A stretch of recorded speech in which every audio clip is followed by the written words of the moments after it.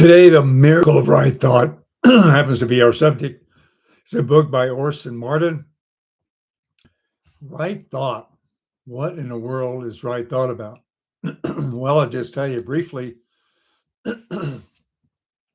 Right thought is an unseen foundation of worthy leadership policies, systems, and outcomes, all traced back to the quality of thinking behind them. Leaders who master right thought create clarity instead of chaos, steadiness instead of fear, and purpose instead of reaction. In the author's view, managing thoughts is not just self-help, it's self-governance. So if you control your thoughts, you control you. I've heard it said years ago that what you think about, you talk about. And what you talk about, you bring about. So it begins in thought. This book teaches that disciplined, intentional thinking is not wishful optimism. Right thinking is a practical force that shapes character, health, leadership, and destiny.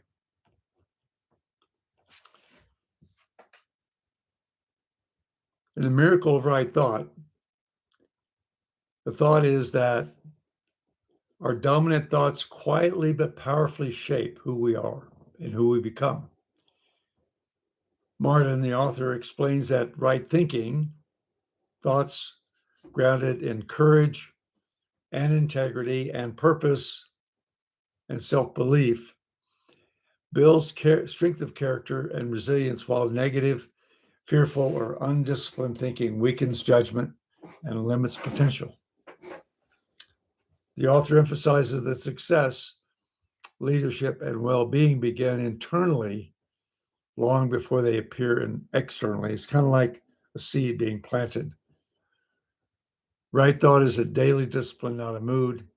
And when practiced consistently, there's that C word again, it becomes a moral and practical compass that elevates individuals, teams, and society itself. So I want to give you a couple of points that Marden comes up with. The first, thought is a creative force. And what we think habitually becomes what we do habitually. What we think about, we talk about. What we think about, we talk about. What we talk about, we bring about. So it's an absolutely A, then B, then C kind of saying thing. So it's a process. Thought is a creative force. What we habitually think becomes what we habitually live. Secondly, right thought requires discipline, not positivity. I like being positive, but I also like being disciplined in my thought. Right thinking is controlled, principled thinking. Controlled and principled. So it's important to be thinking right. So you need to have it under control. Thinking without control is random at best, and it can lead to chaos. Next, character follows thought. Integrity and courage and steadiness are three things built internally before they show up externally. It's almost like one of those things where if you got it, you can give it. If you don't have it, you can't give it. So you got to start on the inside and have it before you can get rid of those things.